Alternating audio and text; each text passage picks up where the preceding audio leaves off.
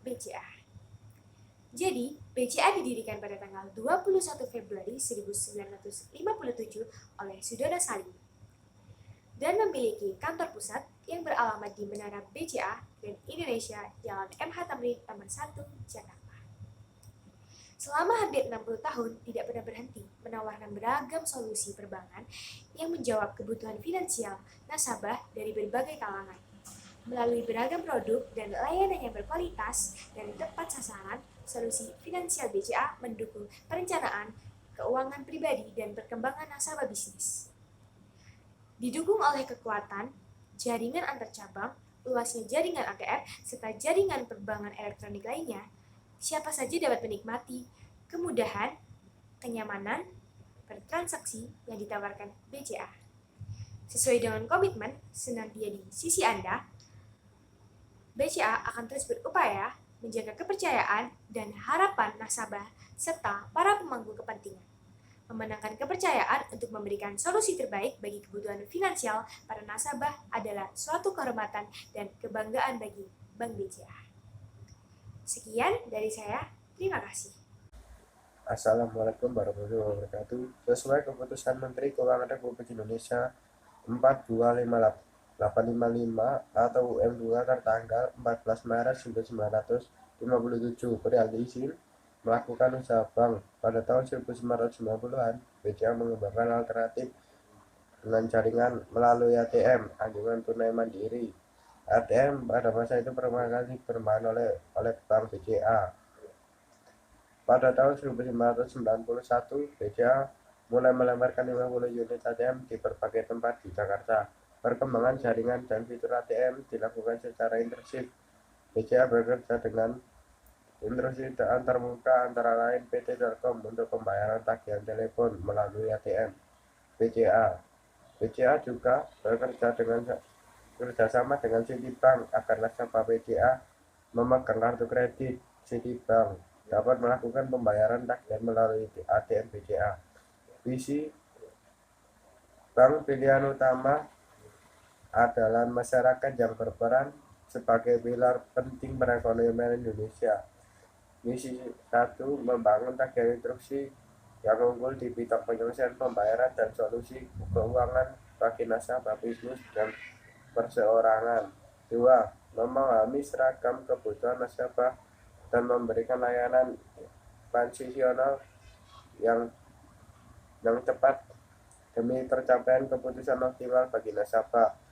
3. Meningkatkan nilai franchise dan nilai stakeholder BCA.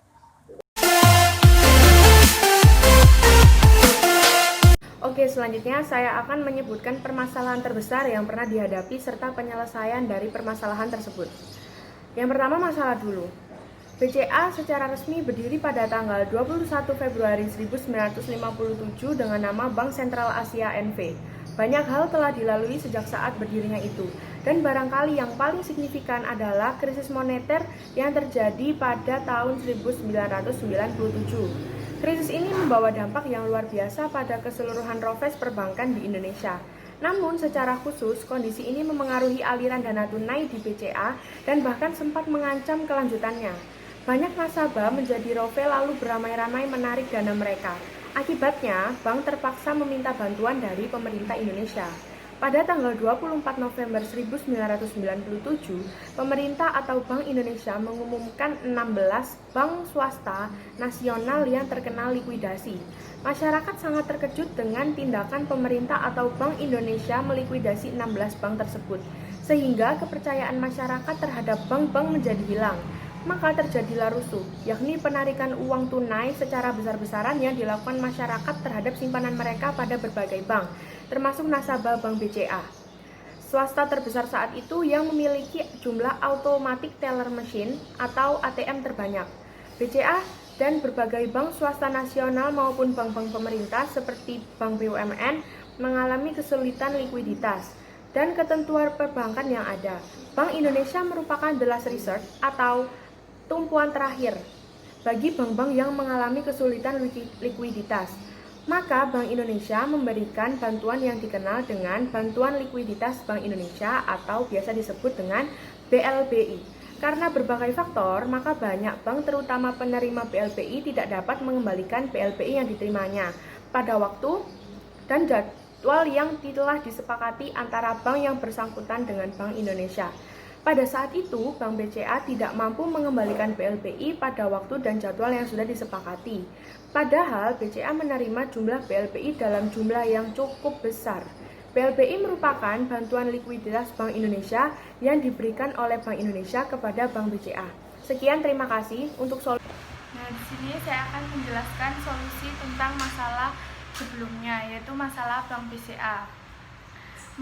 Solusinya adalah pemerintah BCA dapat membantu BCA untuk melunasi BLBL, tetapi dengan cara pemerintah meminta over saham atau mengambil over saham dari BCA sebesar 92,8%. Untuk sementara waktu, BCA tetap dapat menjalankan operasionalnya dengan baik. Tetapi dalam satu kesempatan antara pemerintah Republik Indonesia dengan IMF atau International Monetary Fund yang tertuang dalam Letter on Intent, salah satu butirannya mencakut usaha pemerintah untuk mengatasi keterpurukan sektor perbankan. Sehingga secara tidak langsung IMF mendesak pemerintah agar menjual atau memberikan saham atau aset untuk dijual dan dimiliki oleh investor-investor besar yang ada, agar investor-investor tersebut bisa melanjutkan dengan cara atau dengan perkembangan yang lebih baik dari sebelumnya. Sebagian penilaian kesehatan bank juga sudah ditetapkan sesuai Bank Indonesia. Kesehatan bank dianalisis merupakan kinerja keuangan yang telah diatur sesuai dengan ketentuan-ketentuan yang ada. Penilaian kesehatan akan berpengaruh terhadap kemampuan baik dari loyalitas nasabah terhadap bank yang bersangkut. Salah satu alat untuk mengukur kesehatan bank adalah dengan analisis CAMEL dan dapat diperbaiki dengan menyehatkan seluruh unsur pokok atau komponen-komponen yang ada, meliputi kapital, akses, manajemen, earning, dan liquidity. Penelitian Mary Kwak 2021 menunjukkan bahwa divestasi dapat meningkatkan pertumbuhan dan menghasilkan kinerja secara lebih baik. Jadi itu adalah solusinya. Jadi pemerintah tetap bisa membantu Bank BCA, tetapi dengan konsekuensi, yaitu pemerintah didesak oleh IMF untuk cepat menjual dan memberikan saham-saham yang ada agar bisa dikelola oleh investor yang dengan. Sebutkan kontribusi terbesar BCA bagi perekonomian Indonesia. Bank Sentral Asia atau BCA memiliki semangat untuk membantu menggerakkan ekonomi nasional. Menurut Presiden Direktur BCA, di masa pandemi ini, BCA tetap bisa berusaha untuk menopang ekonomi nasional dengan cara melepaskan kredit utama bagi nasabah yang dinilai bisa segera pulih kembali setelah masa transisi COVID-19 selesai. Setelah memasuki masa transisi COVID-19, permintaan kredit perumahan berskala kecil menengah dan kredit mobil sudah semakin menggeliat sehingga BCA perlu meningkatkan dukungan ke sektor tersebut.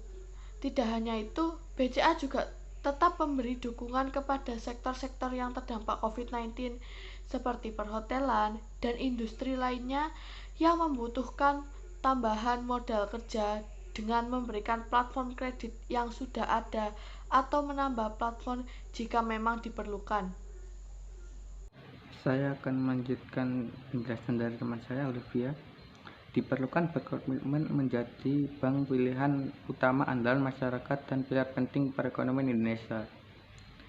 PT Bank Sentral Asia senantiasa berkomitmen mendukung pengembangan usaha di segmen UMKM sebagai salah satu motor penggerak perekonomian Indonesia. Kali ini upaya BCA diwujudkan melalui program Bakti BCA dalam acara Seminar Makroekonomi di Era Digital 2018 yang diikuti oleh 100 orang pengusaha UMKM dari Kota Bandung. BCA terus berupaya untuk memberdayakan masyarakat agar mampu bertumbuh maju secara mandiri. Beragam program telah dipersiapkan untuk mendukung komitmen tersebut melalui program yang berkelanjutan seperti seminar dan pelatihan. BCA senantiasa berkomitmen untuk memfasilitasi pelaku UKM agar dapat mengembangkan usahanya dalam jangka panjang. Beberapa kegiatan yang pernah dilakukan antara lain memberikan konsultasi dan pelatihan mengenai laporan keuangan sederhana dan perpajakan bagi UMKM. Kali ini BCA memfasilitasi para pelaku UKM di Kota Bandung dengan seminar makroekonomi di era digital, marketing online, sharing session debitur UMKM, dan praktek foto produk. Komitmen BCA mengembangkan UKM di Kota Bandung ini lahir dari keinginan untuk memberikan kontribusi kepada masyarakat dan bangsa Indonesia yang dapat mendorong pertumbuhan dan perkembangan pelaku usaha mikro dan kecil.